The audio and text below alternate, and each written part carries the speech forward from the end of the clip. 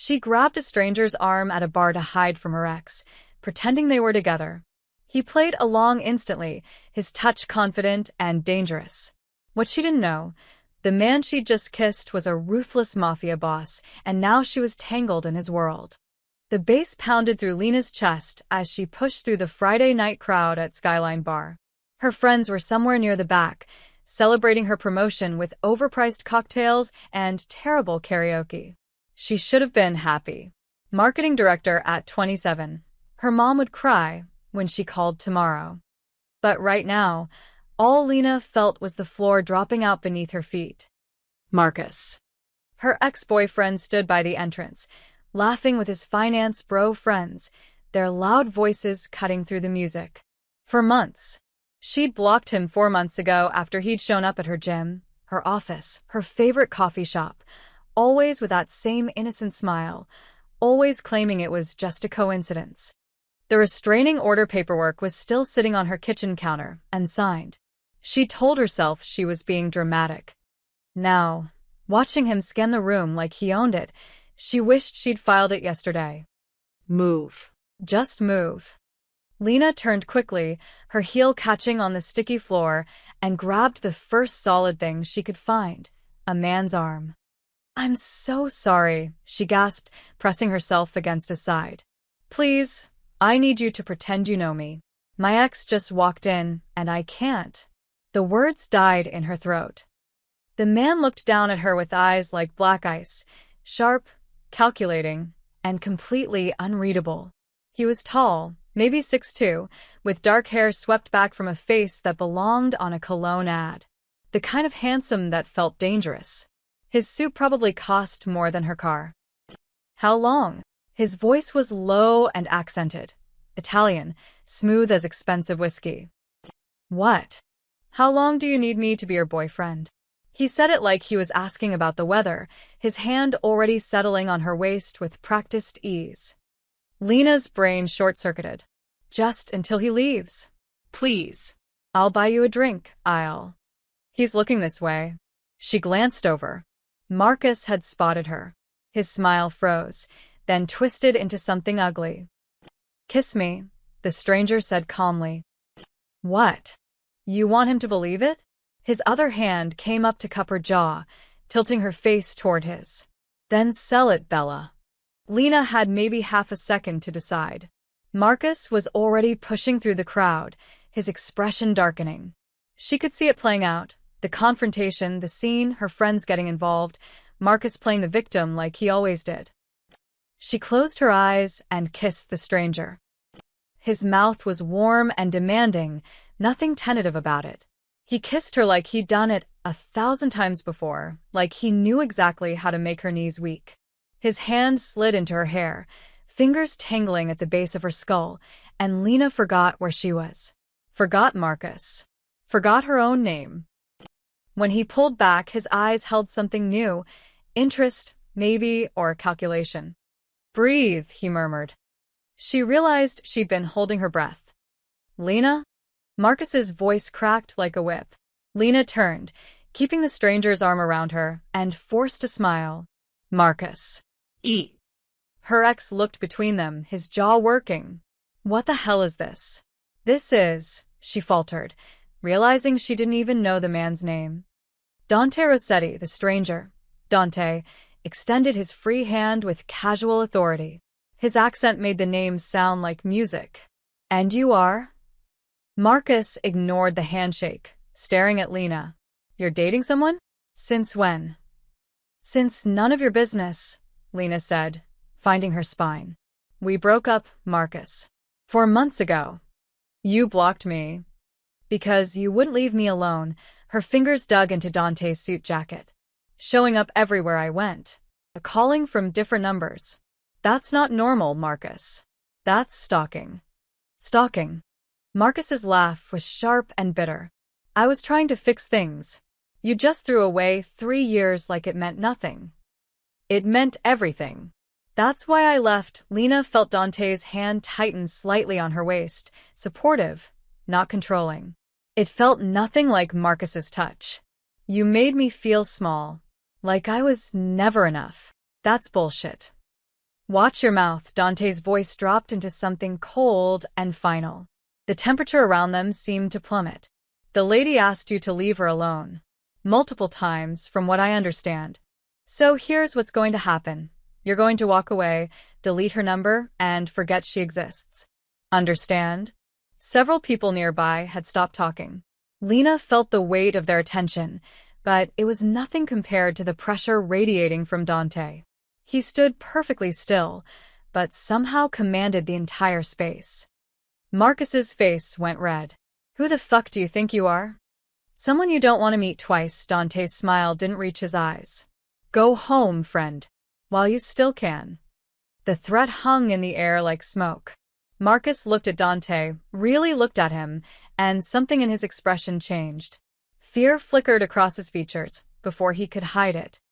This isn't over, Lena. Marcus spat, already backing away. Actually, Dante said softly, it is. The way he said it made it sound like a tombstone inscription. Marcus turned and shoved through the crowd. Lena watched him disappear down the stairs, her heart hammering so hard she thought it might crack a rib. Oh my God, she whispered. Thank you. I'm so sorry, I didn't mean to drag you into. Did he ever hit you? Dante's gaze was still on the stairway, tracking something Lena couldn't see. No. Nothing like that. He was just controlling, manipulative. It took me too long to realize. Men like that escalate. Dante finally looked down at her. You should file that restraining order. Lena froze. How did you? You mentioned paperwork on your counter. Just now, his expression didn't change. You should be more careful what you say to strangers, Bella. But she hadn't mentioned that. She was sure of it. Who are you? Lena asked slowly, her instincts screaming that something was very wrong here. Dante released her waist and straightened his cuffs. Someone who appreciates good timing. Your friends are worried about you. She glanced back. Her best friend Jenna was indeed staring from across the bar, phone in hand like she was ready to call 911. Right. I should. Lena started to step away, but Dante caught her wrist gently. If he contacts you again, call me. He pressed something into her palm, a business card, heavy stock, embossed lettering. Just a name and phone number. No company. No title. I don't understand, Lena said. Why would you? Because men like your ex don't stop when you ask nicely. Dante's thumb brushed across her racing pulse once before he let go. And because you chose well tonight, even if you don't know it yet. Chose what? The right stranger to grab. He smiled, actually smiled, and it transformed his entire face for just a second. Then it was gone. Good night, Lena Martinez. He walked away before she could ask how he knew her full name. As he moved through the crowd, she noticed two things. The way people subtly cleared a path without seeming to, and the two large men in dark suits who materialized to follow him toward the exit. Lena looked down at the card in her hand. Dante Rossetti. Just the name and a phone number. The paper felt expensive, important. Wrong. She pulled out her phone and searched his name, her fingers clumsy with adrenaline. The results made her blood run cold. Rossetti crime family. Mafia. Organized crime. FBI investigation. And photos, dozens of photos, of the man who'd just kissed her like he meant it. Lena? Jenna appeared at her elbow, grabbing her arm. Who the hell was that? Are you okay? Was that Marcus? Who was the guy you were? I need to go home, Lena whispered. She made it to the street before her hands started shaking. And she definitely didn't look back to see the black Mercedes SUV idling at the curb, or the dark-haired man watching her from the back seat with eyes that missed nothing. The subway ride home felt like it lasted hours. Lena clutched her purse, the business card burning a hole in her pocket. Every time the train stopped, she checked the platform. Looking for Marcus. Looking for men in dark suits. Looking for trouble she'd accidentally invited into her life. Dante Rossetti. Actual Mafia boss. And I kissed him. Her apartment building looked the same as always. Old brick, flickering hallway lights, Mrs. Chen's cat watching from the second-floor window. Normal. Safe. Lena took the stairs two at a time anyway, fumbling with her keys until she was inside with the deadbolt thrown. She should have felt better. She didn't. Her phone buzzed. Unknown number. You made it home. Good. Sleep well, Lena. No signature needed. She knew exactly who it was. Lena blocked the number with shaking hands, then searched Dante Rossetti again. This time, she read every article. The Rossetti family controlled most of the waterfront. Shipping, construction, garbage collection, legal fronts for everything illegal underneath. Dante's father, Antonio, had run it for 30 years before dying of a heart attack 2 years ago. Now Dante held the reins, and, according to the FBI, he was smarter and more dangerous than his father ever was. And he thinks I'm some kind of spy. The memory of his question in the bar replayed. Did he ever hit you? No. Not that. Something earlier, quieter. The way he'd looked at her when she grabbed his arm, not surprised, but ready. Like he'd been expecting something. Lena's stomach twisted. Had she really just randomly chosen him? Or had her subconscious recognized danger and latched onto something even more dangerous? She didn't sleep that night. Monday morning came too fast. Lena dragged herself to work at Riverside Media, mainlining coffee and avoiding mirrors. The office buzzed with the usual chaos. Account managers shouting about deadlines, interns running between cubicles, her boss Daniel already stressed at 9 a.m. There she is. Daniel grinned, waving her into his office. Our new marketing director. How was the celebration? Fine, Lena lead. Great. Thank you again for the opportunity. You earned it. Now, about the Henderson account. Her phone buzzed. She glanced down. Marcus, we need to talk. I'm sorry about Friday. I was just shocked. Can we meet for coffee? Lena's jaw tightened. She'd forgotten she'd unblocked him months ago during a moment of weakness. Lena? Daniel was watching her. You okay? Yeah, sorry. Just another buzz. Marcus, I know you're reading these. Don't ignore me. Marcus, who was that guy?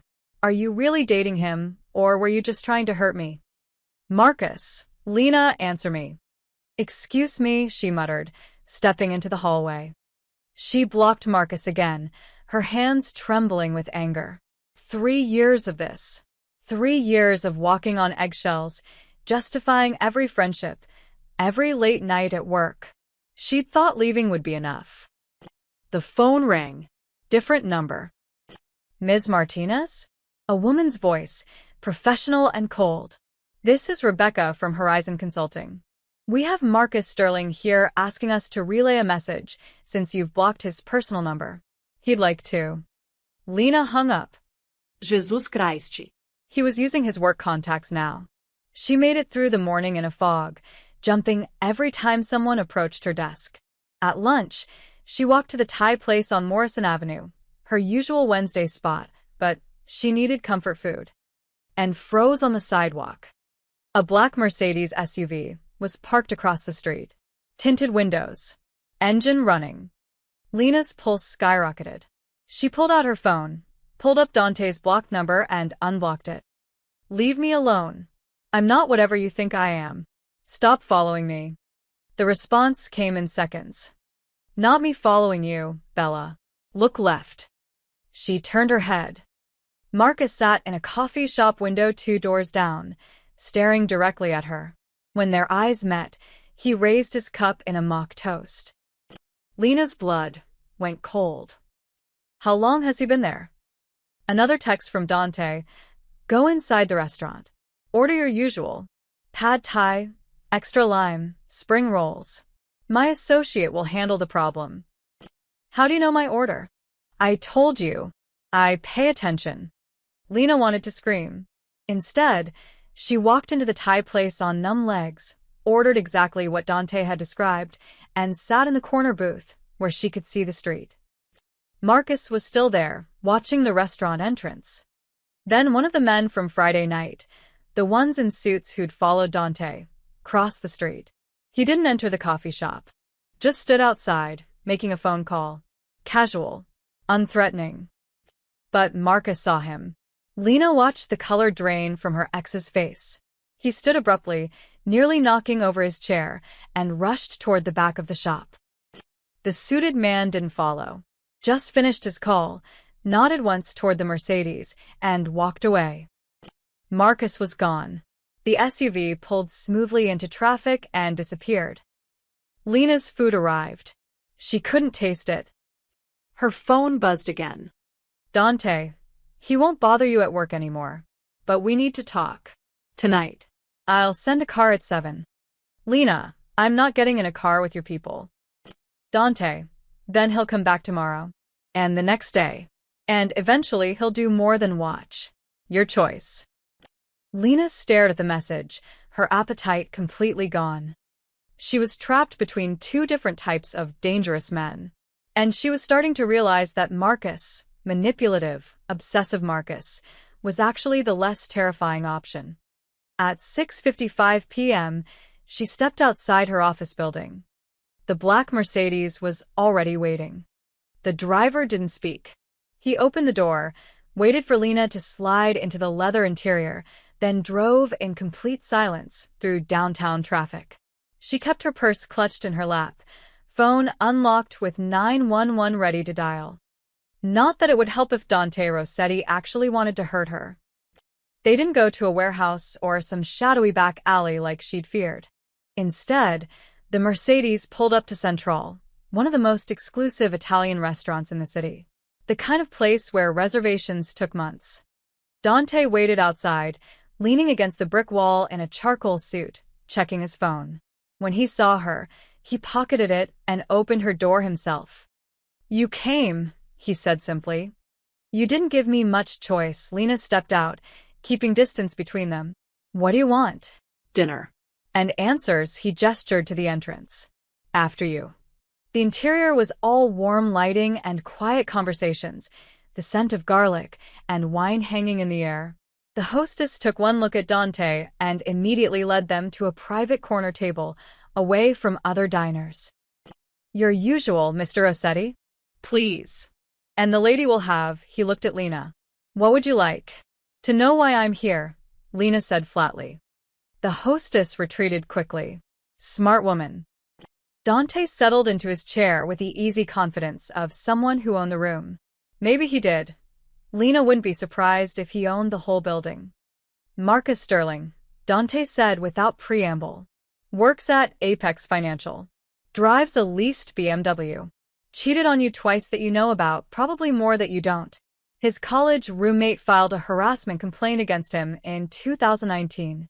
The girl before you had to change her number 3 times. Lena's stomach dropped. "How do you?" "I make it my business to know things." Dante's expression was unreadable. "Especially when someone from my world suddenly appears in a stranger's life. I'm not from your world. I'm a marketing director who made a stupid mistake on Friday night." Maybe he leaned forward slightly. "Or maybe someone told you exactly where I'd be." Exactly when. "Maybe grabbing my arm wasn't panic, it was strategy." "You're insane." "I'm careful," his voice hardened. 3 months ago, the Vitali family tried to plant an informant in my organization. Pretty girl, wrong place at the right time. Very convincing damsel in distress story. 2 weeks later, she was wearing a wire to one of my business meetings. And what happened to her? Lena asked before she could stop herself. "She's in witness protection now. Comfortable, alive, and far away from New York." Dante's eyes never left hers. "I'm not a monster, Bella. But I'm not stupid either." A waiter appeared with wine, red, expensive looking. Lena didn't touch hers. "I grabbed you because you looked like someone Marcus wouldn't mess with," she said carefully. "I didn't know who you were. I didn't even know your name until you said it. Yet you found articles about me within minutes. Because you acted strange. The way you talked, the cars, the bodyguards." Lena's voice rose before she caught herself. "I'm not a spy. I'm just someone who stayed too long in a bad relationship and is now paying for it." Dante studied her face in that unnerving way of his, like he was reading a book written in her expressions. Finally, he sat back. All right. I believe you," he sipped his wine. For now. Lena's laugh was brittle. What does that mean? You're going to keep following me? Keep sending your guys to scare Marcus? Keep showing up everywhere I go like some kind of… Yes. The simple words stopped her cold. Marcus saw us together. Dante continued calmly. He'll tell people, friends, co-workers, probably his therapist. Some of those people have connections to families who'd very much like to see me weakened. And a girlfriend is a weakness, Lena. Even a fake 1 inch. Then tell them it was fake. I could, he swirled his wine thoughtfully. But Marcus is escalating. You saw him today, following you during work hours, using third parties to contact you. Men like him don't stop until someone makes them stop. Or until something worse happens. Lena's throat tightened. She'd read the statistics. Knew that the most dangerous time for a woman leaving an abusive relationship was right after she left. So, what are you suggesting? She asked quietly. Let me protect you. Publicly, we're dating. My people watch your apartment, your office. Marcus backs off because he thinks you're under my protection. After a few months, when things cool down, we have a quiet breakup. You go back to your normal life. Everyone wins. Except I'd be lying to everyone I know. Living a fake relationship with a… She stopped herself. Criminal? Dante supplied helpfully. Mobster? Gangster? I've heard them all, Bella. How is this better than just getting a restraining order? Because paper doesn't stop bullets. The words hung between them like ice. Marcus isn't violent, Lena protested weakly. Not yet, Dante's expression went dark. But 6 months from now, when the order expires and you've let your guard down, when he sees you at a bar with someone new and has 3 drinks in him, statistics say that's when things go wrong. God, she hated that he was right. I need to think about it, Lena said. Of course, Dante signaled for the check. But while you're thinking, understand this. I'm watching you regardless. Whether you agree to my help or not. Because if you're working for someone, I need to know. And if you're not, he paused. Then you walked into something dangerous on Friday, and I don't leave civilians in the crossfire. The driver took her home in silence. Lena trudged upstairs, exhausted and confused. Her phone buzzed as she unlocked her door. Marcus, I saw you get into that car. What the hell are you involved in? Call me. Now. Then, seconds later, from Dante, he's outside your building. 3rd floor of the parking garage across the street. My men are watching him. Say the word, and he disappears. Lena looked out her window. Sure enough, she could see a familiar BMW in the garage shadows. Her hands shook as she typed, "Don't hurt him. Just make him leave." Dante, always so merciful. It's going to get you killed one day, Bella. But 5 minutes later, Marcus's car screeched out of the garage and disappeared into the night. Lena locked every lock on her door and wondered what the hell she'd gotten herself into. The next 2 weeks felt like living in a fishbowl. Lena spotted Dante's men everywhere, leaning against buildings near her office, sitting in cafes she frequented, following her subway car at a distance. They never approached, never spoke, just watched. Marcus, mercifully, had gone silent. No calls. No texts. No surprise appearances. She should have felt relieved. Instead, she felt like a mouse being circled by 2 different cats. You're distracted, her friend Jenna said over lunch at their usual spot. Is it the promotion? Or is it mystery suit guy from the bar? Lena forced a smile. Just adjusting. New responsibilities. Jenna wasn't buying it. You've checked the door 6 times since we sat down. What's going on? Nothing. Her phone buzzed. Dante, don't go home tonight. Stay with your friend or get a hotel. I'll explain later. Lena's blood went cold. Why? What's happening? Dante, just trust me. Please. Lena? Jenna was staring at her. You look like you've seen a ghost. I might need to crash at your place tonight, Lena said quietly. Is that okay? Of course, but I'll explain later. I promise. Except she couldn't explain. How do you tell your best friend that you accidentally got tangled up with the Mafia? That your ex might be dangerous? That you weren't sure which threat was real anymore. That night, lying on Jenna's pull-out couch, Lena finally got the explanation via text.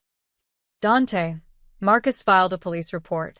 Claims you're being coerced by dangerous individuals, says you're in an abusive relationship and too scared to ask for help. The detective assigned to the case has connections to the Salerno family, my rivals. They're using Marcus to build a case against me. Lena, that's insane. I'll tell them the truth. Dante, the truth is that you approached me, we kissed, and now my men follow you everywhere. How do you think that looks? He was right.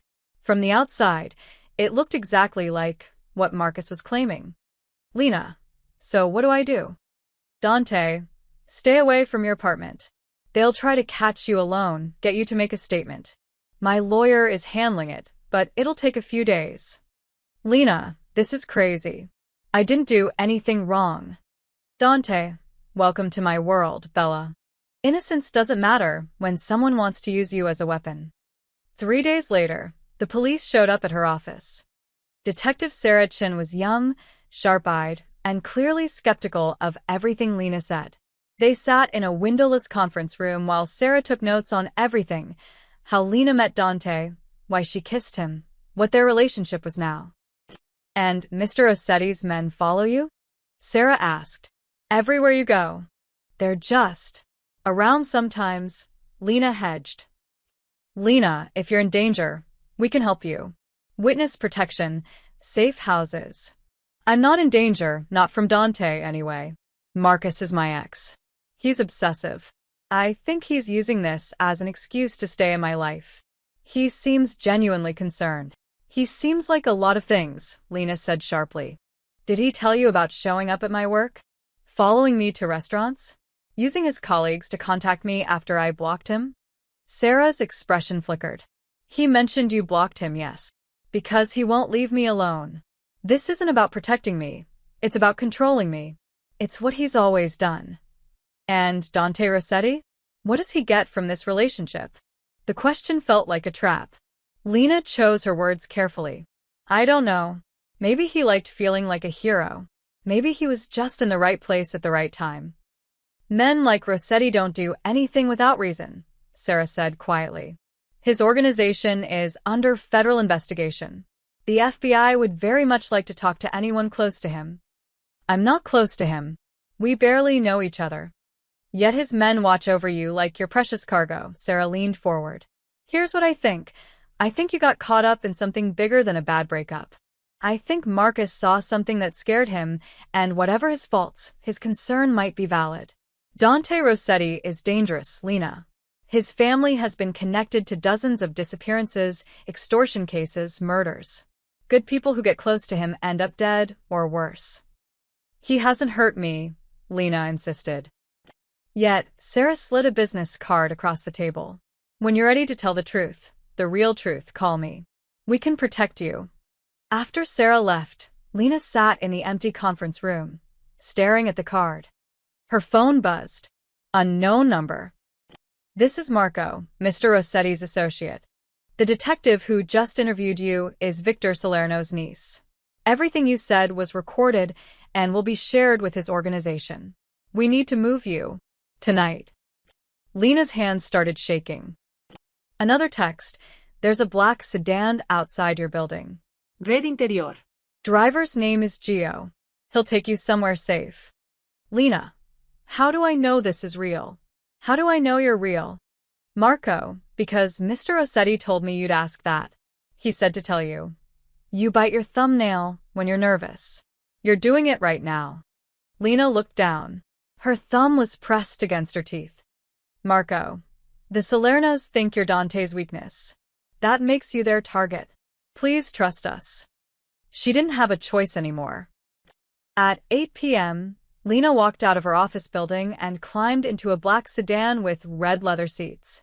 The driver, Gio, presumably, said nothing as they drove through the city, taking turns that seemed random until Lena realized they were checking for tails.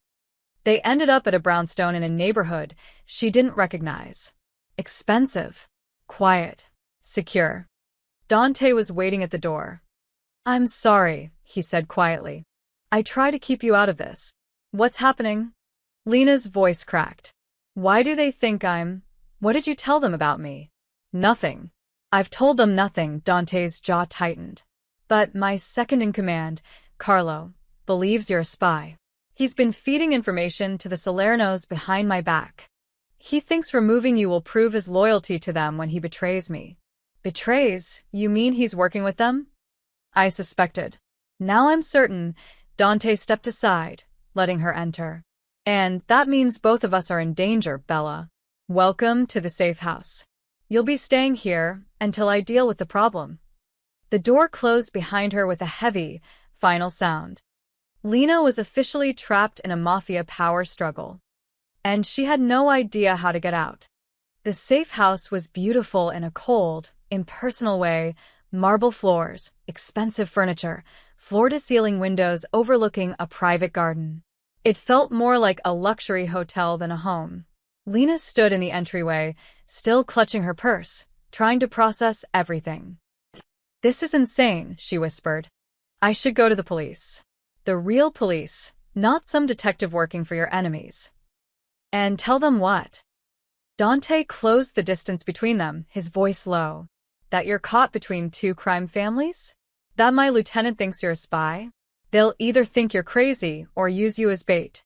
Either way, you end up dead. Maybe if I just disappeared, left the city, moved too. They'd find you in 48 hours, he said it with absolute certainty. The Salernos have reach everywhere. And Carlo has been feeding them information about my operations for weeks. If he thinks you matter to me, he'll tell them. And they'll use you to draw me out. But I don't matter to you, Lena said desperately. We barely know each other. Dante's expression shifted, something unreadable crossing his features. That's what I keep telling myself, too. The words hung in the air between them. Lena's breath caught. Before she could respond, a woman appeared in the doorway, late 50s, gray hair pulled into a neat bun, kind eyes that didn't match the weapon holstered at her hip. Mr. Rossetti, I've prepared the guest room. Clothes, toiletries, everything she'll need. She turned to Lena with a warm smile. I'm Maria. I manage the house. You need anything, you ask me, yes? I need to leave, Lena said. Maria's smile didn't waver. Then you ask Mr. Rossetti. I just handle the cooking and cleaning. She disappeared back into the house, leaving them alone again. How long? Lena asked quietly. How long do I have to stay here? Until I identify everyone working with Carlo and eliminate the threat. Dante moved to the windows, checking the street with practiced efficiency. 3 days. Maybe 4-inch. I have a job. Friends who'll worry. A life. I know, his tone softened slightly. I've already called your office. You're taking emergency family leave. Your sister in Portland had complications with her pregnancy. Very convincing story, complete with hospital records if anyone checks. Lena's stomach turned. You forged medical records? I have people who specialize in documentation. He said it like he was discussing grocery shopping. Your friend Jenna received a text from your number saying you had to fly out urgently. She wished you safe travels. You hacked my phone. Cloned it. Temporarily, Dante finally turned to look at her. I told you, Lena, I'm careful. Every detail matters when people are trying to kill you. No one's trying to kill me, she protested. I'm nobody. I'm not important to any of this. Carlo thinks otherwise. Dante's jaw tightened. He saw us together at the restaurant. Saw the way he stopped himself. He reported to the Salernos that I've taken a civilian under protection. In our world, that means one of two things. Either you're valuable as an informant or you're valuable to me personally. Either way, you're a target. Because you decided to play bodyguard. Lena's voice rose. I didn't ask for this. I didn't ask for any of this. I just wanted Marcus to leave me alone. And he has. By trapping me in a different cage. She threw her hands up. You're just like him, you know that? Controlling everything, making decisions for me, acting like you know what's best. I'm nothing like him. Dante's voice went ice cold. Marcus wanted to own you. I'm trying to keep you alive. There's a difference. Is there? Lena challenged. Because from where I'm standing, I'm still a prisoner. They stared at each other, tension crackling in the air. Fine, Dante pulled out his phone. I'll have Gio take you home. You can walk into your apartment, where Carlos' people are probably already waiting. You can tell them everything you know about me, which is nothing useful, but they'll spend hours making sure. Then, when they realize you're truly innocent, maybe they'll let you go. Or maybe they'll kill you anyway, just to send me a message. Your choice. Lena's defiance crumbled. You're lying. You're just trying to scare me. Am I? Dante pulled up something on his phone and turned it toward her. Security footage, grainy, but clear enough. Two men standing outside her apartment building. One of them held what looked like a surveillance photo of her. They've been there since this afternoon, Dante said quietly. Waiting. Lena's legs felt weak. She sank onto the nearest chair. This can't be happening. I just grabbed your arm. I just wanted one night without Marcus's drama. How did it turn into this? Bad luck, Dante pocketed his phone. Wrong place, wrong time, wrong man to kiss. Clearly. Something that might have been a smile flickered across his face. For what it's worth, I didn't want this either. I have enough problems without a civilian complicating things. How flattering. But he paused, choosing his words carefully. You handled yourself well with Detective Chin. Most people would have panicked, said too much. You were smart. Careful. That's rare. Is this supposed to make me feel better? It's supposed to make you understand that you're not helpless. You're stuck here, yes. But you're not weak. And I won't treat you like you are. Lena looked up at him. This dangerous, complicated man who'd somehow become the only thing standing between her and worse danger. I want to call my sister. The real one. She'll worry if she doesn't hear from me. No calls. They can be traced. Dante's expression softened slightly. But you can write her an email from a secure server. Tell her you're fine. You just need a few days away. Maria will show you how. It wasn't enough, but it was something. 3 days, Lena said firmly. You have 3 days to fix this, and then I'm leaving. I don't care what's waiting out there. Understood. Dante moved toward the door, then paused. For what it's worth, Lena, I am sorry. You deserved better than this. He left before she could respond. Lena sat in the beautiful, empty room and tried not to think about how her life had completely derailed in less than 2 weeks. But mostly, she tried not to think about the way her heart had jumped when Dante said he was trying to keep her alive. Like maybe somewhere underneath the fear and anger, she actually believed he meant it. Day 1 in the safe house felt like a prison sentence.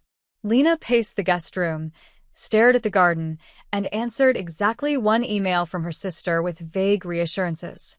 Sophia wrote back immediately with questions Lena couldn't answer. She closed the laptop before guilt could swallow her whole.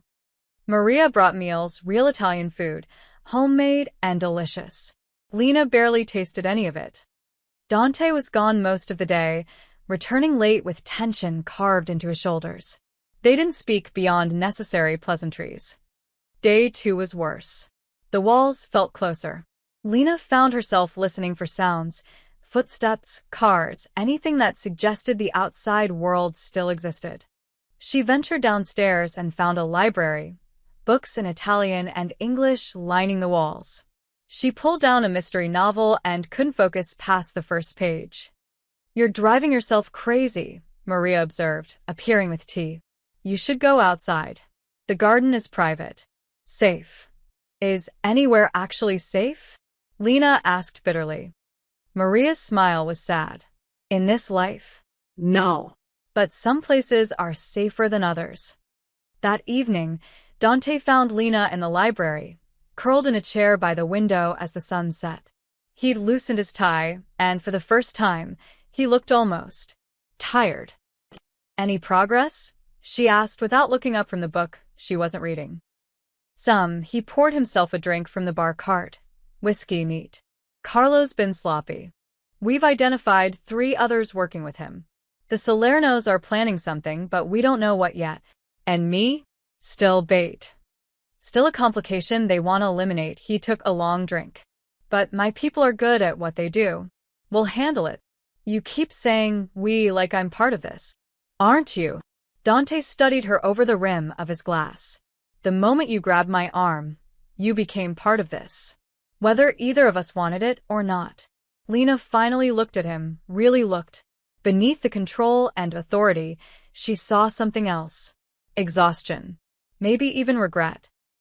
Do you ever wish you could just walk away? She asked quietly. From all of this. Every day, the admission seemed to surprise him as much as it surprised her.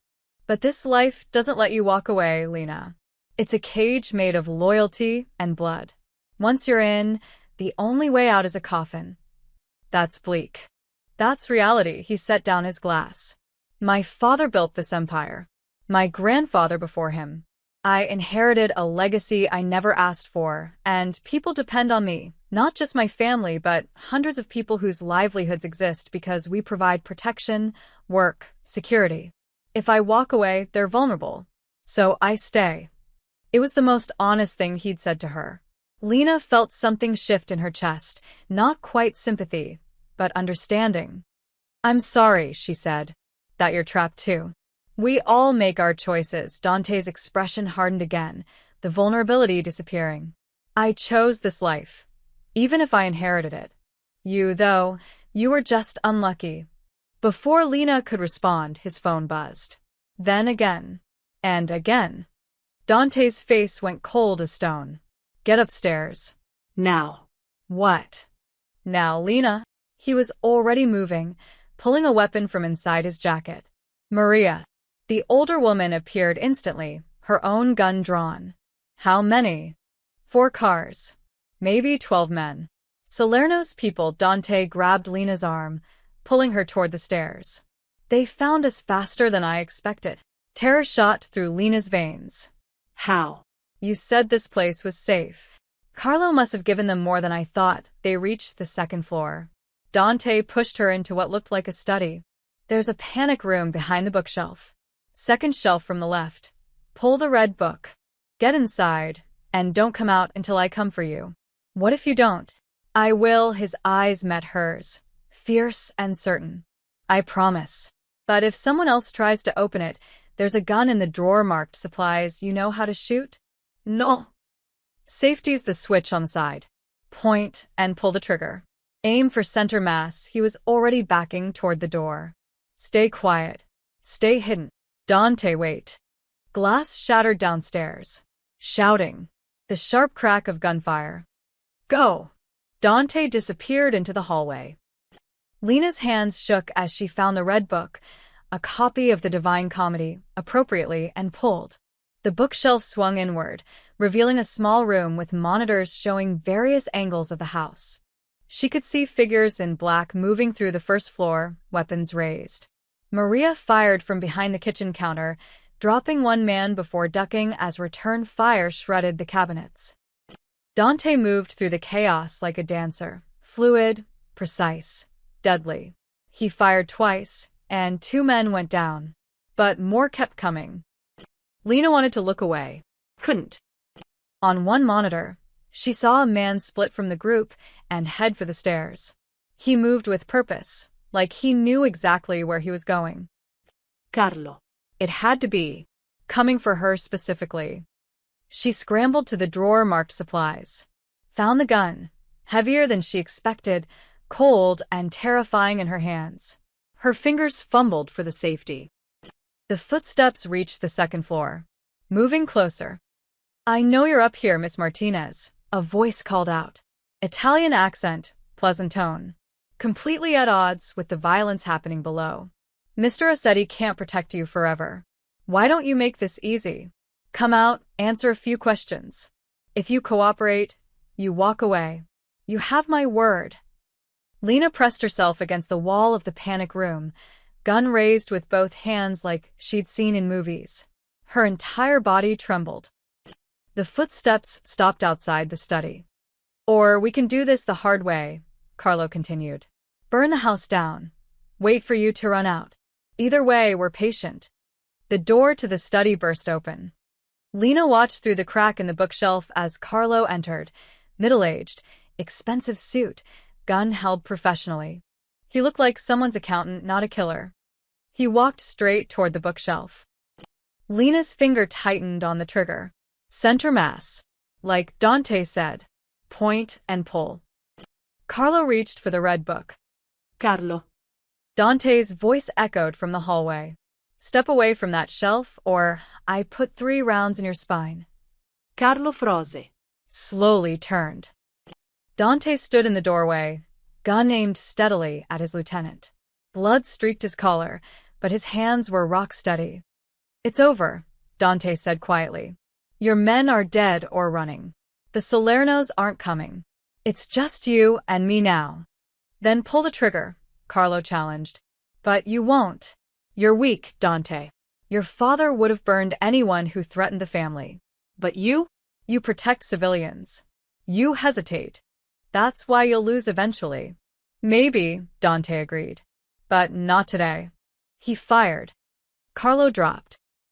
The silence that followed was deafening. Lena, Dante called softly. It's safe. Come out. Lena's legs wouldn't move. She stood frozen in the panic room, gun still raised, staring at Carlo's body. Bella, Dante's voice gentled. Look at me. Not him. Me. She forced her eyes up. Dante stood in the doorway, weapon lowered, expression carefully controlled.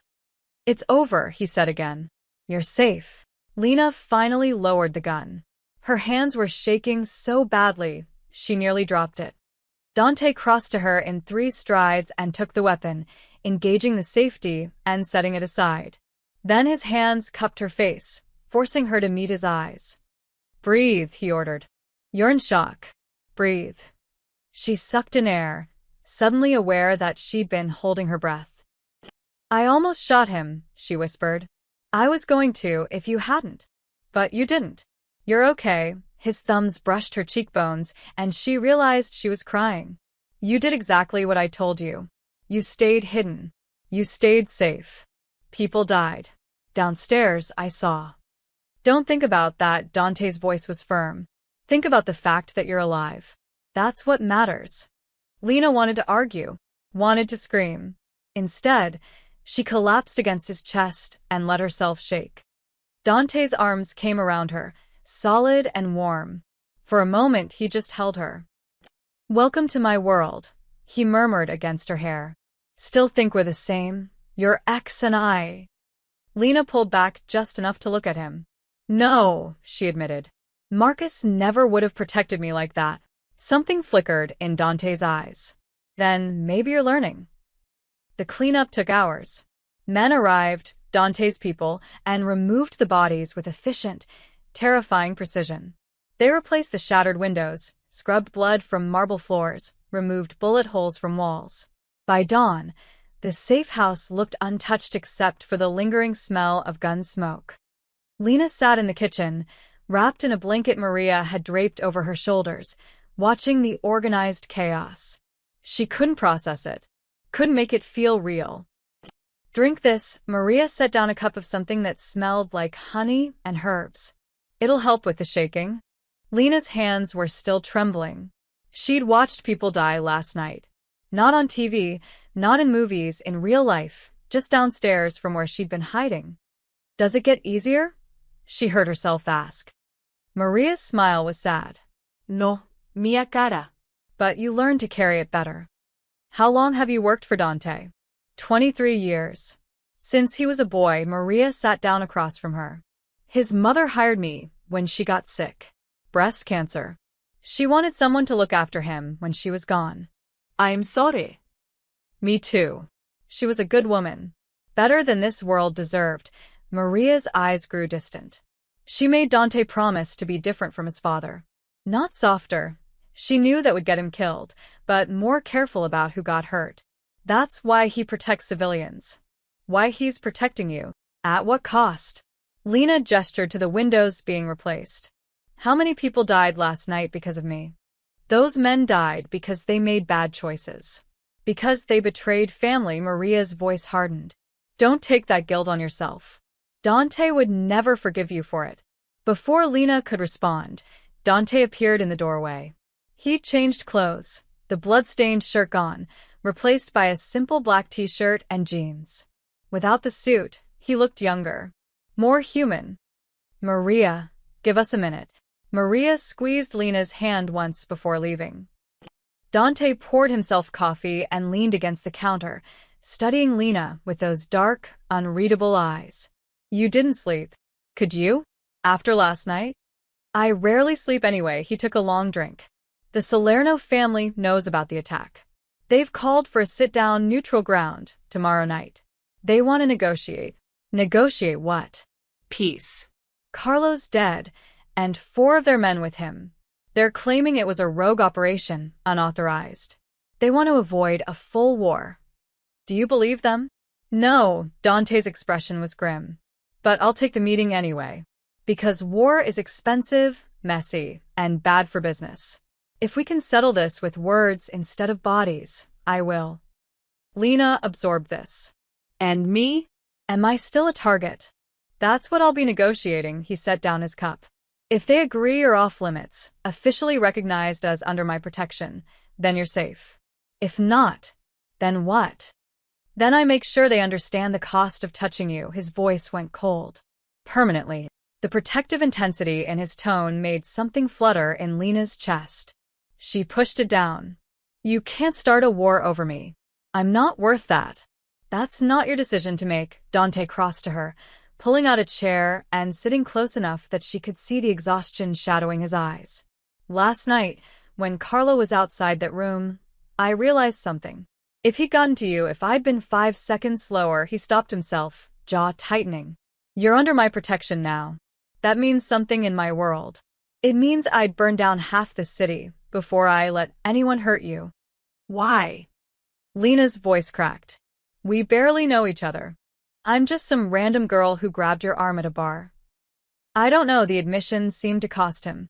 But somewhere between that kiss and last night, you stopped being random. You became someone He paused, carefully choosing words. Someone I don't want to lose. The air between them felt charged, dangerous in a completely different way than last night's violence. Lena didn't know how to finish that sentence. I'm not asking for anything, he said quietly. I know this situation is fucked up. I know you're here because you don't have a choice. But I need you to understand. I'm not your ex. I'm not trying to control you or own you. I'm trying to keep you alive long enough to get your life back. And then what? I just walk away? Pretend none of this happened. If that's what you want, his eyes held hers. Yes. Lena wanted to believe him. Wanted to believe that this was temporary, that she could go back to her normal life. But something had shifted last night when she'd held that gun. When she'd watched Dante kill to protect her. When she'd felt his arms around her afterward and realized she felt safer with a criminal than she ever had with Marcus. I want to help, she heard herself say. With the meeting tomorrow. If they're negotiating about me, I should be there. Absolutely not. Why? Because it's too dangerous? I think we're past that point. Because these men will see a civilian at the table and assume weakness. They'll push harder, demand more. Dante's expression was firm. I need to negotiate from strength, not what? Not concern for someone. Lena challenged. You just said I matter to you. Don't you think they already know that? Carlo knew. That's why he came after me specifically. Dante was quiet for a long moment. You're right, he admitted finally. They probably do know. But that doesn't mean I'm bringing you into a room full of men who'd kill you for leverage. Then teach me how to survive it. Lena leaned forward. You said I'm not weak. Prove you meant it. Let me be part of the solution instead of just the problem. Something like respect flickered across Dante's face. You're stubborn. So are you. Fine, he stood abruptly. But if you're coming to this meeting, you need to understand the rules. How to sit, what to say, when to stay silent. In that world, every gesture means something. Every word is a negotiation. Then teach me. For the next several hours, Dante did exactly that. He explained the hierarchy of crime families, the protocols of sit-downs, the subtle signals of power and submission. He made her practice sitting still, keeping her expression neutral, responding to provocations without showing emotion. You never look away first, he instructed. But you don't stare aggressively either. You hold eye contact just long enough to show confidence, then return attention to me. You're not challenging them. You're showing that I have your trust. This is exhausting. Welcome to politics with guns. A hint of a smile touched his lips. You're doing well, though. Better than I expected.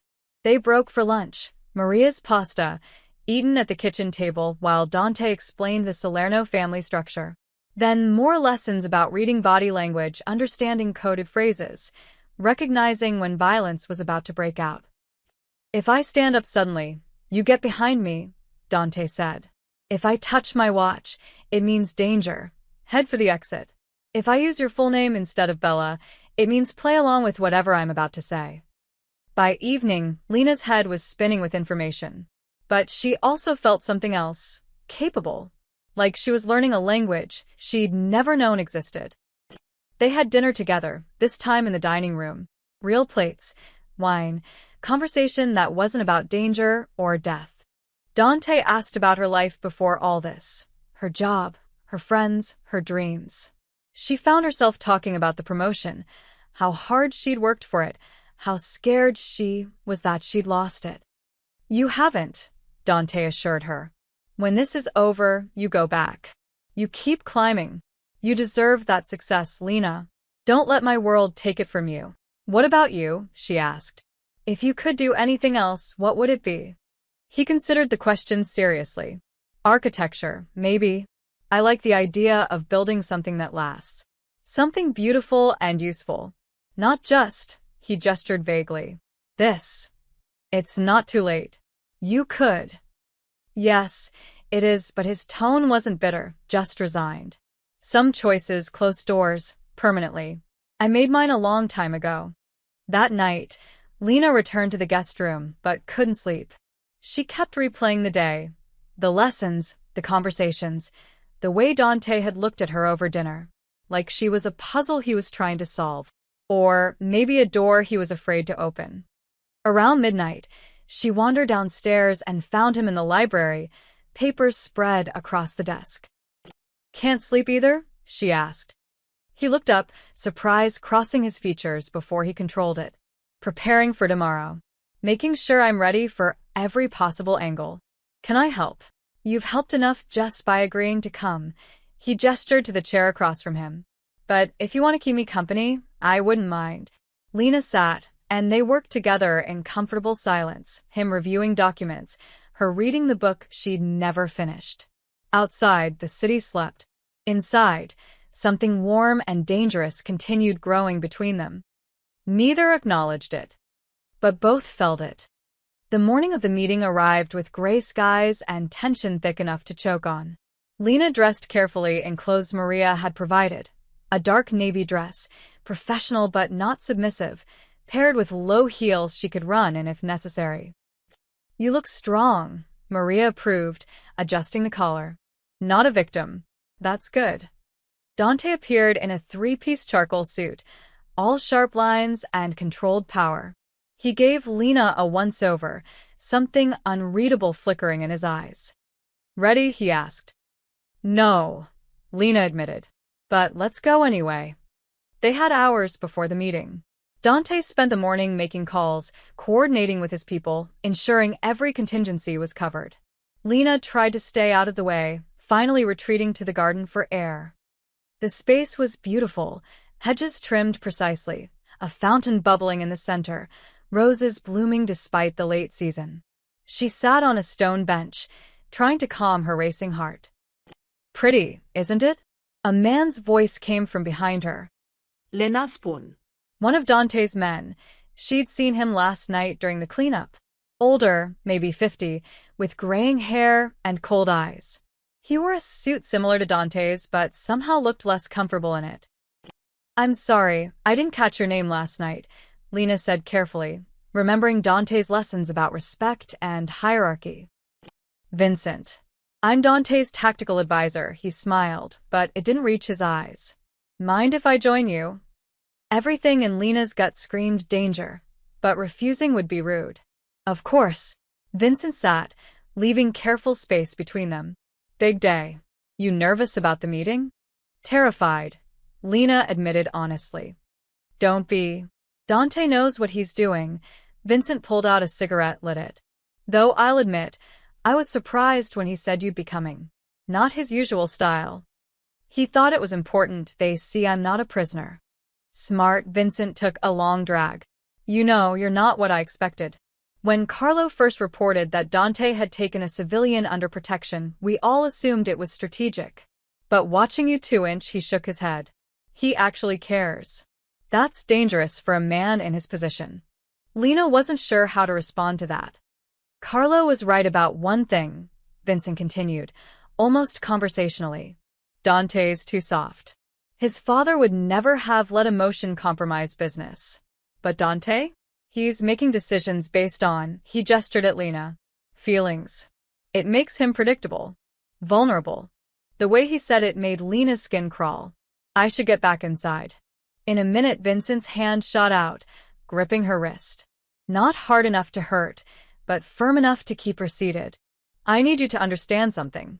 Today's meeting? It's not going to go the way Dante thinks. What are you? The Salernos aren't interested in peace. They're interested in power. And they've got someone on the inside feeding them everything they need to know. His grip tightened slightly. Carlo wasn't working alone, Miss Martinez. He was just the loudest piece. The most obvious betrayal. Horror dawned cold and sharp. You.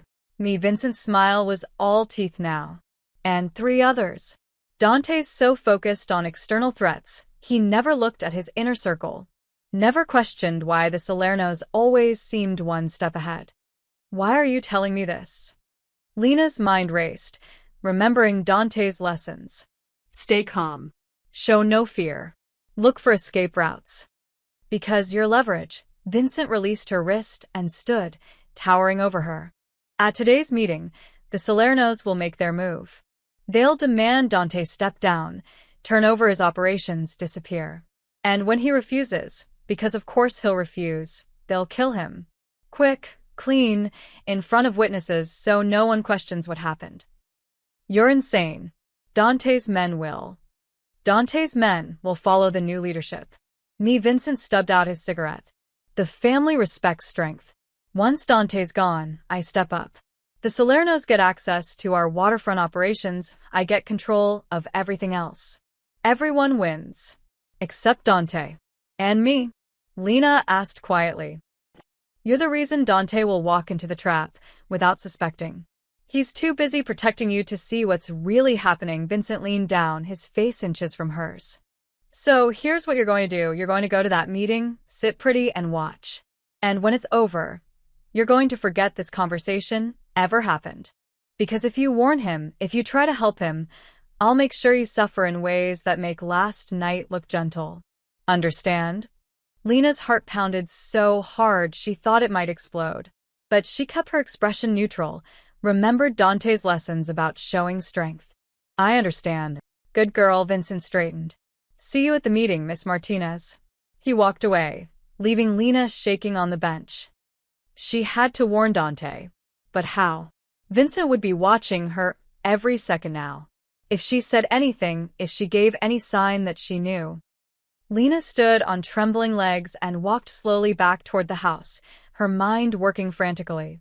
Every window could have eyes behind it. Every shadow could be Vincent's people. She found Dante in his study, reviewing documents one final time. Everything okay? He looked up, immediately reading something in her expression. What happened? Lena glanced at the door. Open. Anyone could be listening. She crossed to Dante, leaned close like she was going to kiss his cheek, and whispered directly in his ear. Vincent. He's working with the Salernos. It's a trap. The meeting is an ambush. Dante went absolutely still. For 3 seconds he didn't move, didn't breathe. Then, loud enough for anyone listening to hear. You're nervous about tonight. That's natural. Come here. He pulled her into his arms, speaking normally while his hand traced words on her back. Old code, maybe, or just reassurance. To anyone watching, it looked like he was comforting her. against her ear, barely audible. How do you know? He told me. In the garden. He wanted me to watch you die. Dante's arms tightened fractionally. How many others? 3 more. He didn't say who. Fuck, the whispered curse was vicious. Then louder. I know this is scary, but I promise you'll be safe tonight. I won't let anything happen to you. The performance was perfect, but Lena felt his heart hammering against her cheek, felt the tension coiled in every muscle. He pulled back, cupping her face and looking into her eyes. To anyone else, it looked tender. But Lena saw the calculation there, the rapid strategizing. Trust me, he said clearly. Then, so quiet she almost missed it. Change of plans. Follow my lead. No matter what happens. Lena nodded. Dante released her and turned to his desk, pulling out his phone. Marco, get everyone together. Meeting in 10 minutes. Conference room a pause. Yes, everyone. Including Vincent. He hung up and looked at Lena, something fierce and protective blazing in his eyes. You just saved my life, he said quietly. Now I'm going to save yours. But it's going to get dangerous before it gets better. It's already dangerous. Bella, his hand found hers, squeezed once. What comes next makes last night look like a rehearsal. But I need you to be strong. Can you do that? Lena thought about Marcus, about the restraining order she'd never filed, about spending 3 years being controlled, manipulated, made small, about the woman she'd been who would have hidden and hoped someone else would save her. That woman was gone. I can be strong, she said firmly. Tell me what you need me to do. Dante's expression shifted into something almost like pride. Come to the meeting. When Vincent makes his move, you get behind me and stay low. After that, he smiled, cold and dangerous. After that, I introduced some traitors to consequences. 10 minutes later, Dante's inner circle gathered in the conference room. Vincent walked in last, confident and relaxed. He had no idea that the prey had just become the predator. And Lena, watching from her seat beside Dante, felt something dark and satisfied settle in her chest. Let's see how you like being trapped. The meeting location was a luxury hotel on the waterfront, Riverside Grand, all marble columns and crystal chandeliers. Neutral territory, owned by a family with no stake in the conflict. Dante's convoy arrived exactly on time. 3 black SUVs, armed men flanking every exit, Vincent among them playing his role perfectly. Lena's hands were ice-cold despite the warm evening. Dante had spent the past hour making calls, repositioning his people, setting traps Vincent didn't know existed. But walking into the hotel felt like walking into a lion's den anyway. Remember, Dante murmured as they entered. Stay close. When I signal, move. The meeting room was on the top floor, a private conference space with floor-to-ceiling windows overlooking the river. The Salerno family was already there, 6 men in expensive suits, their own guards positioned strategically. And at the head of the table, Victor Salerno himself, 70 years old, silver-haired, with eyes like chips of ice. Dante, Victor's smile was all predator. Thank you for coming. And you brought your guest. Lena Martinez, Dante's hand rested protectively on her lower back. Since this negotiation concerns her safety, I thought her presence appropriate. How progressive. Victor's gaze slid to Vincent, something unspoken passing between them. Shall we begin? They sat, Dante and Lena on one side, the Salernos across from them. Vincent positioned himself slightly behind Dante, where he could easily reach for a weapon. Lena noticed 3 other men in Dante's group exchanging glances with Vincent. The other traitors. Her stomach twisted. Let's speak plainly, Victor began. Carlo's operation was unauthorized. A tragedy, truly. But it revealed something interesting. You've taken a civilian under protection. That's not like you, Dante. Not practical. Lena was targeted because of her association with me. That makes her my responsibility. Or your weakness. Victor leaned forward. Here's my proposal. You step back from the waterfront operations. Let us manage that territory. In exchange, the girl goes free, unharmed, forgotten. Everyone wins. Everyone except the people who depend on those operations for work. They'll adapt. Or they won't. Victor's expression hardened. The alternative is war, Dante. Messy, expensive, with bodies stacking up on both sides. Is one civilian really worth all that blood?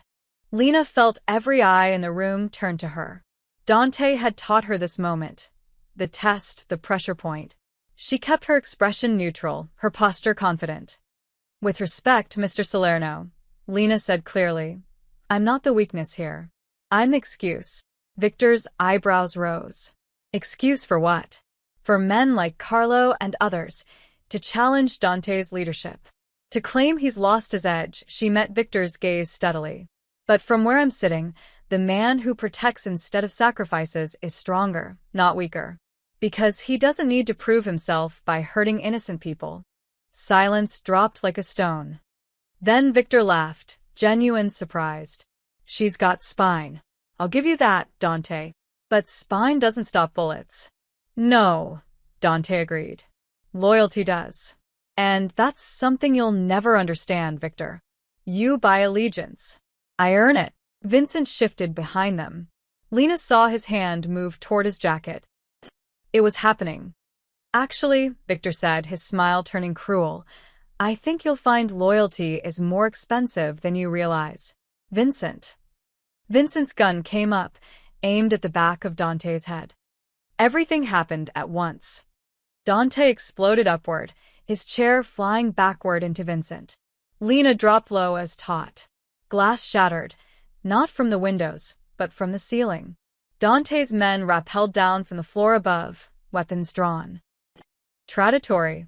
Dante's voice cut through the chaos. Vincent, Marco's cousin Antonio, Sal, you're done. Gunfire erupted. Victor's guards returned fire. Lena crawled beneath the table, her heart in her throat. She could see Vincent struggling with Dante, their fight brutal and close. One of the traitors aimed at Dante's exposed back. Without thinking, Lena grabbed a fallen chair and swung it hard into the man's legs. He went down, his shot going wild. Dante used the distraction to disarm Vincent, slamming him against the wall. You stupid, greedy bastard, Dante snarled. You threw away everything for what? A bigger piece. For a chance to lead without sentiment. Vincent spat blood. Your father would be ashamed. Dante's fist connected with his jaw. Vincent crumpled. Across the room, Victor was retreating toward the exit with his remaining men. But Dante's people blocked the doors, more than Lena had realized. The entire hotel was surrounded. It's over, Victor. Dante shouted over the gunfire. Your mole is done. Your attack failed. Surrender or die here. You can't kill me. Victor's composure finally cracked. I'm a made man. The commission will. The commission will understand that you violated neutral territory for an ambush. That you tried to murder me during a sanctioned sit-down. Dante's smile was sharp as a blade. You broke the rules, Victor. Not me. Victor's face went ashen as he realized the trap. Dante had known, had prepared, had turned Vincent's betrayal into evidence against the Salernos. Stand down, Victor finally ordered his men. All of you. Now. The shooting stopped. In the ringing silence, Lena became aware of her own ragged breathing, the sting of glass cuts on her hands from crawling, the way her entire body shook with adrenaline. Dante crossed to her, pulling her up gently. You okay? I hit someone with a chair. I saw something like pride flickered in his eyes. You saved my life. Again. We're even then. Not even close, Bella. The authorities would arrive soon, the legitimate ones, whom Dante had called before the meeting even started. Vincent and the other traitors were being secured. Victor Salerno looked 20 years older, realizing he'd just lost everything. But then movement at the window. Down. Marcos Chautid. The window exploded inward.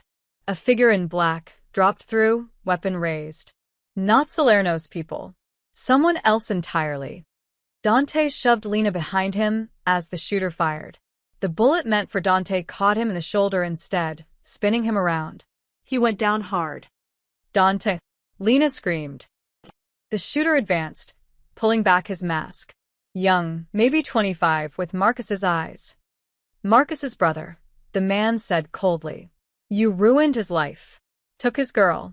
Made him look weak. Now you pay. He aimed at Dante's head. Lena didn't think. She grabbed Vincent's dropped gun from the floor, thumbed off the safety like Dante had taught her, and fired. The recoil nearly broke her wrist. The bullet hit Marcus's brother in the leg, dropping him before he could fire again. Marco's men swarmed him immediately. Lena dropped the gun, her hands shaking violently, and fell to her knees beside Dante. Blood spread across his white shirt, but he was conscious, breathing hard. That's 3 times, he managed, his voice strained. You've saved me 3 times now. Shut up, tears burned her eyes. You're not allowed to die. You promised. Not dying. Just. Hurts like hell, he tried to smile. You're a terrible shot, by the way. Aimed for center mass, hit his leg. I was aiming for his leg, you idiot. She pressed her hands against his shoulder, trying to stop the bleeding. I'm not a killer. Could have fooled me. His hand found hers, blood slicked but warm. Thank you, Lena. For everything. Sirens wailed in the distance. Help was coming. But Lena couldn't stop staring at the blood on her hands. Dante's blood, because of her. Because she'd grabbed his arm at a bar. Because Marcus's obsession had infected even his family. This has to end, she whispered. All of it. I can't. People can't keep dying because of me. They're not dying because of you. Dante's grip tightened on her hand. They're dying because they made bad choices. You made good ones. You survived. That's what matters. Paramedics rushed in. They tried to separate Lena from Dante, but he wouldn't release her hand. She comes with me, he ordered. Non negotiable. In the ambulance, racing through city streets, Lena held Dante's hand and realized something terrifying. She didn't want to go back to her old life anymore. Didn't want to pretend this hadn't changed her. She'd killed someone tonight. Or tried to. Had saved Dante's life 3 times. Had walked into a Mafia summit and held her own. She was different now. Forever marked by violence and choice and this dangerous man who looked at her like she was worth burning the world for. And God help her, she was starting to look at him the same way. The hospital was chaos. Police taking statements, FBI agents hovering like vultures, journalists somehow already sniffing for a story. Dante was rushed into surgery. Lena sat in the waiting room, still wearing her blood-stained dress, hands scrubbed clean but still feeling dirty. Detective Sarah Chin appeared within the hour. Miss Martinez, her expression was unreadable. We need to talk. He's still in surgery, Lena said numbly. I'm not here about him. I'm here about you. Sarah sat down, leaving space between them. You discharged a firearm tonight. Shot a man. That's serious, regardless of circumstances. He was going to kill Dante. He already shot him once. Matthew Sterling. Marcus Sterling's younger brother. Sarah pulled out a tablet, showing Lena a mugshot. 2 arrests for assault, restraining order from an ex-girlfriend, history of violent ideation.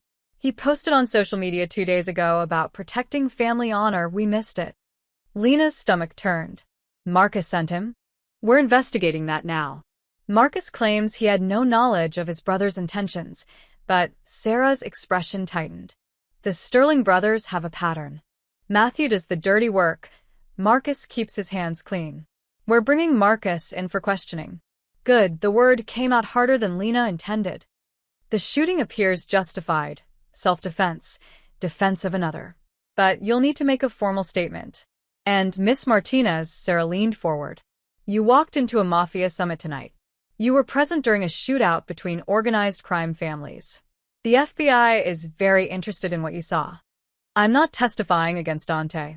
Even if it means immunity, protection, a chance to walk away clean from all of this. I'm not testifying against him, Lena repeated firmly. He protected me when no one else could. I'm not repaying that with betrayal. Sarah studied her for a long moment. You've changed. The woman I interviewed 2 weeks ago wouldn't have said that. The woman you interviewed 2 weeks ago hadn't watched people die, hadn't held a gun, hadn't learned that the world isn't as simple as good guys and bad guys. Lena met her gaze steadily. Dante Rossetti is a criminal. I'm not naive about that. But he's not the monster you think he is. And what is he? Lena didn't have an answer for that. Hours later, a surgeon emerged. He'll be fine. Bullet missed the major arteries. Clean through and through. He's in recovery now. Relief hit Lena so hard, she nearly collapsed. They let her see him 20 minutes later. Dante lay in the hospital bed, pale but conscious, monitors beeping steadily. His eyes tracked to her the moment she entered. You stayed, he said, voice rough from anesthesia. Where else would I go? Lena pulled a chair close to his bed. How do you feel? Like I got shot. A weak smile touched his lips. But alive, thanks to you. The doctor said you'll recover fully. Good. Means I can do this properly. Dante reached for her hand despite the 4 lines. Lena, I'm releasing you for my protection. Officially. Victor Salerno is in custody. Vincent and the traitors are being dealt with. Marcus's brother is arrested, and Marcus himself is under investigation. You're safe now. You can go home. The words should have brought relief. Instead, they felt like a punch to the chest. Oh, Lena managed. I see. I'm giving you your life back. Dante's thumb traced circles on her palm. Everything you've been through, it's over. You can return to work, see your friends, forget any of this happened. I've arranged for the charges from the shooting to disappear.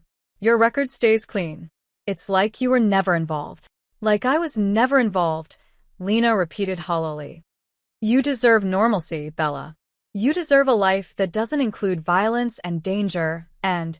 He gestured weakly at himself. Criminals. I never should have pulled you into my world. But now I can give you an exit. What if I don't want an exit? The question hung in the air between them. Dante's expression shifted, surprise, then something deeper, more vulnerable. Don't, he said quietly. Don't stay out of misplaced gratitude or… It's not gratitude. Lena's voice was stronger now. Do you know what Marcus used to say? That I was too weak to make it on my own. That I needed him to guide me, protect me, make decisions for me. I believed him for 3 years. Let him make me small. Lena. But these past 2 weeks, even with all the terror and violence, I felt more like myself than I have in years. I made choices. Hard ones. I saved your life 3 times. I stood in a room full of killers and didn't back down. I pulled a trigger to protect someone She stopped herself. Someone who matters to me. That's not weakness. That's not someone who needs to be protected from herself. No, Dante agreed softly. It's not. You're the strongest person I've met, Lena. Which is exactly why you should leave. Because you deserve better than a life spent looking over your shoulder. Better than me. Shouldn't I get to decide that? I'm trying to do the right thing here. By pushing me away? Lena's eyes burned. I spent 3 years with someone who controlled me by claiming he knew what was best for me. Don't do the same thing, Dante. Don't make my choices for me. Not now. Not after everything. Dante was quiet for a long moment, his dark eyes searching hers. If you stay, your life changes forever. No going back to normal. There will always be danger. Always be risk. I can minimize it, but I can't eliminate it. Is that really what you want? I don't know, Lena admitted honestly. But I know I'm not ready to walk away yet. I need time to figure out who I am now, what I want. And I can't do that if you're making the decision for me. How much time? I don't know that either, she squeezed his hand. But I want to be the one who decides. Can you give me that? Dante's expression softened. I can give you whatever you need, Bella. Even if it kills me to let you stay in danger. Then let me stay. For now. Until I figure this out. Okay, he brought her hand to his lips, kissing her knuckles gently. But I have one condition. What? When you do make your decision, whether you stay or go, promise me it's what you truly want. Not what you think I want. Not what feels safe or noble. Just what you want for yourself. I promise. They sat in silence, hands linked, both knowing that the hardest part wasn't surviving the violence. It was surviving what came after. The next morning, Dante was discharged against medical advice. His people had arranged for private care at the safe house. Lena helped him to the car, aware of journalists photographing them, of police watching, of a world suddenly very interested in their story. "It's going to get messy," Dante warned.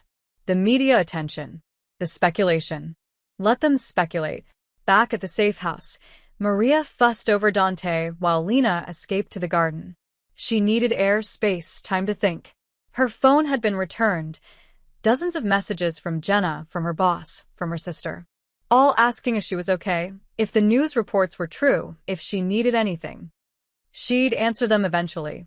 But right now, she needed to sit with the biggest question. What did she actually want? The old Lena would have run back to safety, filed the restraining order, thrown herself into work, pretended none of this happened, built walls higher and stronger than before. But the woman who'd walked into that summit? Who'd pulled a trigger without hesitation?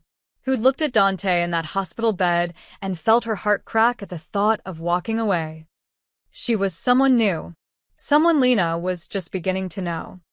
"You're thinking too loud." Dante appeared in the garden doorway, one arm in a sling, moving carefully. "I can hear your brain working from inside. You should be resting." "I should be doing a lot of things." He settled onto the bench beside her with a barely suppressed wince. "But I wanted to make sure you're okay. Really okay, not just surviving okay." "I shot someone last night," Lena said quietly. "I keep waiting to fall apart about it. But I just feel numb." Shock? "It'll hit later. When it does, I'll be here." "Will you?" She looked at him. "Or are you already planning my exit strategy?" "I'm planning your survival." "There's a difference." Dante's expression was serious. "Lena, I meant what I said. You're free to go. But if you stay, I need you to understand what that means. Not just the danger. That's temporary. But the reality. I'm never leaving this life. Never going straight. This is who I am." "I know." Do you? "Because falling for a criminal." "I didn't say I was falling for you. You didn't have to." His smile was sad. "I can read you now, Bella. Better than you think. And that's why I'm trying to protect you from making a mistake." "Maybe it's not a mistake," Lena said softly. "Maybe it's just complicated." "That it is." They sat together as the sun set, both knowing that whatever happened next, they'd already changed each other in ways neither could take back. And somewhere in the city, Marcus Sterling was being interrogated about his brother's attack. The final pieces were falling into place. 3 days passed in careful recovery. Dante healed quickly. Too quickly, according to Maria, who scolded him for refusing to stay in bed. Lena found herself settling into the rhythm of the safe house, helping Maria with meals, reading in the library, occasionally catching Dante watching her with an expression she couldn't quite read. On the 4th day, the news broke. Marcus Sterling had been arrested.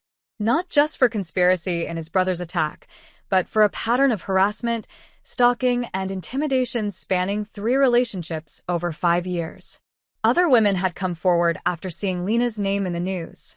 Their stories were heartbreakingly similar.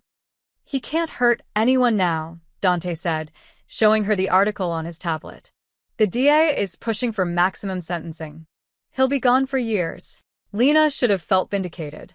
Instead, she just felt tired. All those women. All that time. And nobody stopped him until he made the mistake of targeting someone connected to you. "That's not your fault, isn't it? I could have filed that restraining order months ago. Could have reported him properly instead of just blocking his number and hoping he'd go away." "Lena," Dante's voice was firm. "You survived him. That's all that matters. Don't take on guilt for his choices." She wanted to believe him, but the weight of those other women's stories sat heavy in her chest. That afternoon, Detective Chin visited. She looked tired, her professional mask slipping slightly as she sat across from Lena in the library. "The FBI is closing their investigation into the summit incident," Sarah said. "Victor Salerno has agreed to cooperate in exchange for a reduced sentence. Vincent and the others are facing RICO charges." And you, she paused. You're officially clear. Self-defense ruling, no charges filed. And Dante? Mr. Rossetti has excellent lawyers. Nothing from that night touches him directly. Sarah's expression was complex. You protected him well, Miss Martinez. Better than any lawyer could have. I protected someone who was protecting me. That's not a crime. No. But it is a choice, Sarah leaned forward. I'm here to offer you another choice. The FBI wants you in witness protection. Full relocation, new identity, financial support. A completely fresh start away from all of this. Lena's breath caught. Why? The case is closed. Because you're still connected to Dante Rossetti. And that makes you a target for any family that wants to hurt him. Today, it's the Salernos. Tomorrow, it could be someone else, Sarah's voice gentled. You seem like a good person who got caught in bad circumstances. We can give you your life back. The real one. Safe, normal, away from organized crime. I'd have to disappear completely? New name, new city. New everything. It's not easy, but it's safe. And Dante? You'd never see him again, Sarah said it bluntly. That's part of the deal. Clean break, no contact, no looking back. The words hit like a physical blow. Lena sat back, processing. This was it, the real exit Dante had talked about. Not just leaving, but erasing her entire connection to him. To this world. To the person she'd become in these intense, violent, transforming weeks. Can I think about it? Lena asked. You have 48 hours. After that, the offer expires, Sarah stood, leaving a card on the table. Whatever you choose, Miss Martinez, I hope you find peace. After Sarah left, Lena sat alone in the library, staring at the card. Freedom. Safety. A normal life. Everything she'd thought she wanted 2 weeks ago. So, why did the thought of never seeing Dante again make her chest ache? She offered you witness protection. Dante's voice came from the doorway. He'd been listening, of course he had. Yes. You should take it. He moved into the room carefully, his shoulders still healing. It's the smartest choice. The safe 1 inch. You want me to disappear? Lena looked up at him. Just like that. I want you to survive, Dante's voice was raw. I want you to have the life you deserve, career, friends, maybe someday a relationship with someone who doesn't come with a target on his back. I want you to be happy, Lena. Even if that means losing you. And what do you want? For yourself. The question seemed to catch him off guard. Dante was quiet for a long moment, his dark eyes searching hers. I want you to stay, he finally admitted. I want to wake up and find you in my library. I want to argue with you over dinner about whether I'm being too controlling. He stopped himself. But what I want doesn't matter. What's best for you matters. Stop it, Lena stood, crossing to him. Stop deciding what's best for me. Stop trying to be noble and push me away for my own good. I told you. I'm done with men who make my choices for me. This is different. Is it? Or are you just as scared as I am? She searched his face. You said I'm the strongest person you've met. Then trust my strength. Trust that I can make my own decision about this. What if you choose wrong? Then I choose wrong. But at least it's my choice, Lena's voice softened. Dante, for the first time in years, I feel like I'm actually living instead of just surviving. Yes, it's dangerous. Yes, it's complicated. But it's mine. Don't take that away from me. Dante's control finally cracked. He pulled her close with his good arm, his forehead dropping to rest against hers. You're going to drive me insane, Bella. You know that. Probably. She felt his breath against her lips. But you'll survive. Will I? His voice was barely a whisper. Because if something happened to you, if someone hurt you because of me, I don't think I would survive that. Then we'll just have to make sure nothing happens to me. That's not how this world works. Then maybe we change how it works. Lena pulled back slightly to look at him. You said your mother made you promise to be different from your father. To be more careful about who got hurt. What if we build something different together? Not softer. I'm not naive enough to think that's possible, but smarter. More strategic. What if being together actually makes us both stronger? Or it makes us both vulnerable.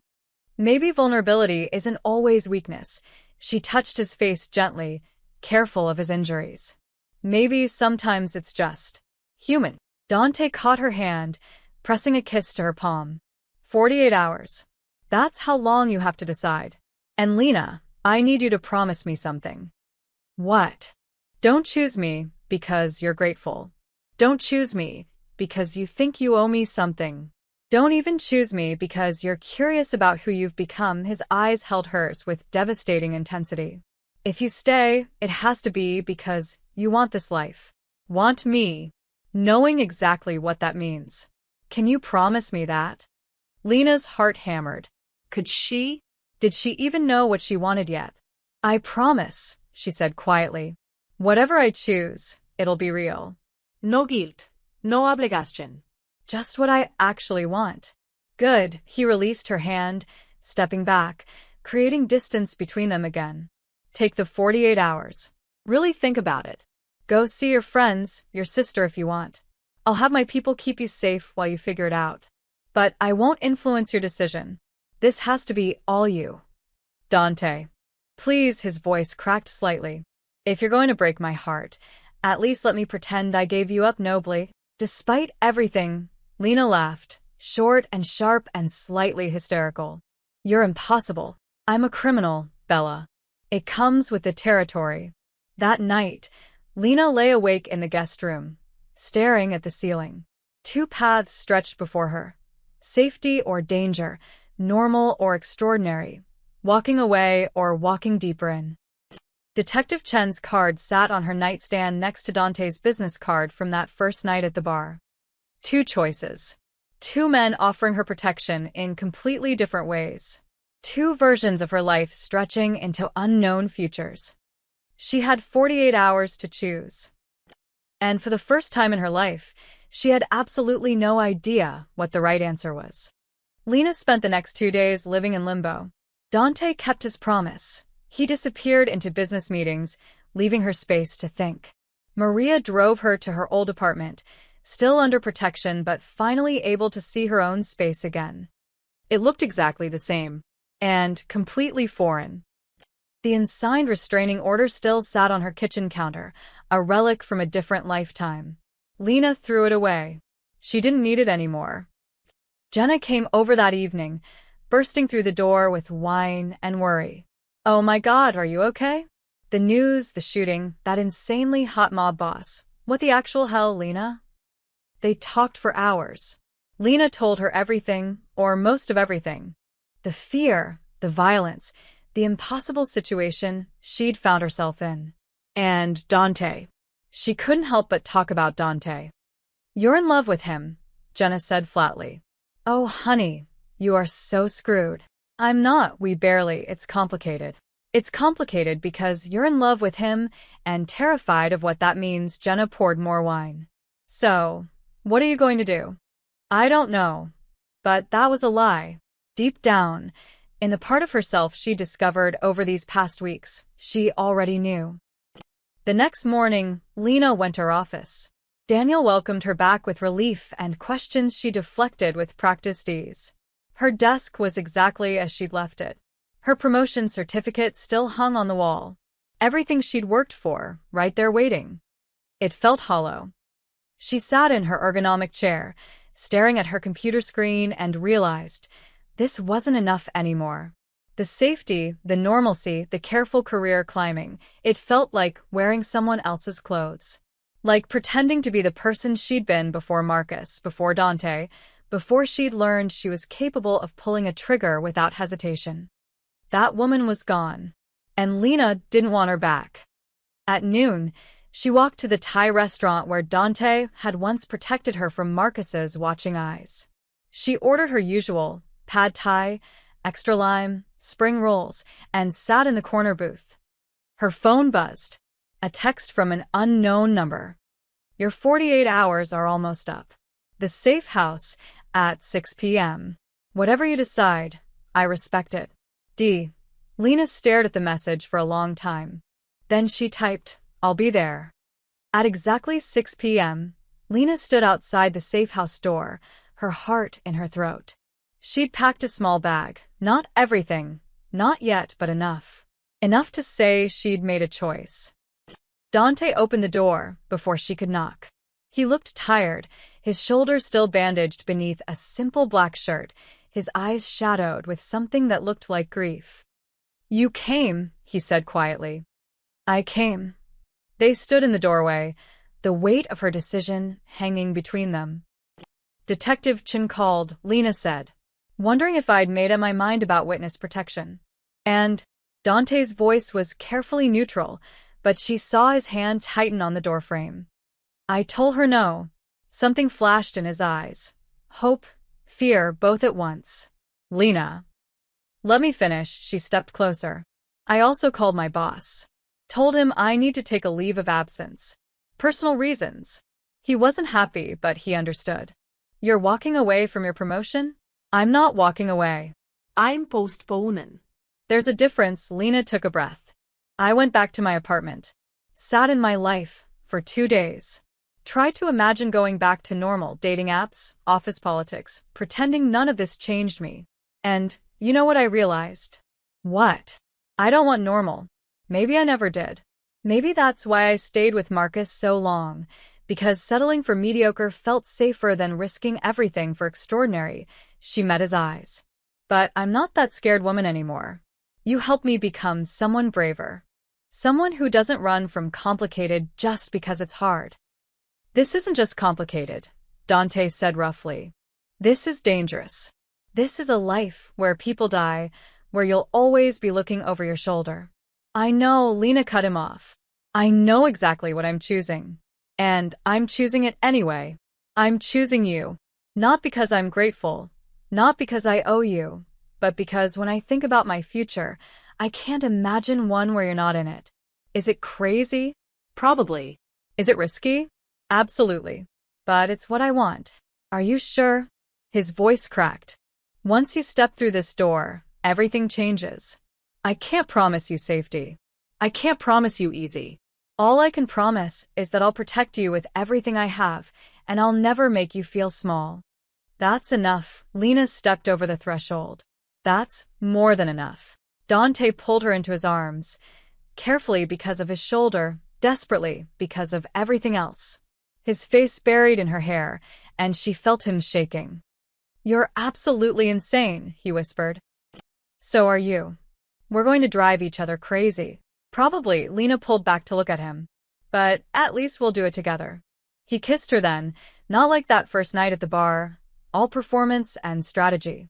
This kiss was real, raw, full of relief and promise, and the terrifying vulnerability of two people choosing each other despite every rational reason not to. When they finally broke apart, Dante rested his forehead against hers. "I don't deserve you. Good thing I'm not asking what you deserve. I'm just taking what I want." His laugh was shaky. "What have I created?" "A partner," Lena said firmly. "Not a victim, not a prisoner, not a weakness. A partner." Can you handle that? "I guess I'll have to learn." Dante's smile was soft, genuine, transforming his whole face. "Welcome home, Bella." Home. Not the apartment she'd just left. Not the life she'd postponed. But here, in the chaos and danger and impossible love she'd stumbled into when she grabbed a stranger's arm at a bar. "One condition," Lena said. "Anything. When things calm down, when it's safe, I want to go back to work. Maybe not at Riverstone, maybe somewhere else, but I need to keep being me. Not just the woman in your life." "Deal." Dante kissed her forehead. "I don't want you to lose yourself. I fell for you because of who you are, not who you could become for me." "Good answer." Maria appeared in the hallway, beaming. "Finally. I was beginning to think you'd both be too stubborn. Dinner is ready. And Miss Lena, I prepared your old room. Unless," she glanced between them meaningfully. Dante actually blushed. "Maria, I'm just saying you're both adults, you've been through trauma together. These things happen. We'll figure out the sleeping arrangements ourselves. Thank you," Dante said firmly, but his hand found Lena's and squeezed. Over dinner, Maria's incredible cooking, wine that probably cost more than Lena's monthly rent, conversation that flowed easily. Lena watched Dante laugh at something Maria said. saw the way the weight had lifted from his shoulders, realized that she'd done that. Her choice had freed something in him, just as his protection had freed something in her. They were both different now, both transformed by violence and choice and the strange alchemy of two people finding each other at exactly the wrong right time. After dinner, they sat in the garden as the sun set, Dante's good arm around her shoulders, her head resting against his chest. "No regrets?" he asked quietly. "Not yet," Lena said honestly. "Ask me again in a month." "Fair enough," he pressed a kiss to her hair. Thank you, Bella. "For choosing me. For choosing this. For being brave enough to want something extraordinary. Thank you for teaching me I could be." They sat in comfortable silence as darkness fell, two people who'd found each other in chaos and decided that together was worth the risk. Somewhere in the city, Marcus Sterling sat in a jail cell, his obsession finally ended. Somewhere else, the remnants of the Salerno family regrouped and plotted. Somewhere beyond it all, Lena's normal life waited, patient, safe, unchanged. But here, in this garden, in this dangerous man's arms, Lena felt something she hadn't felt in years, completely, impossibly, terrifyingly alive. And that was worth every risk. That was worth everything. The end.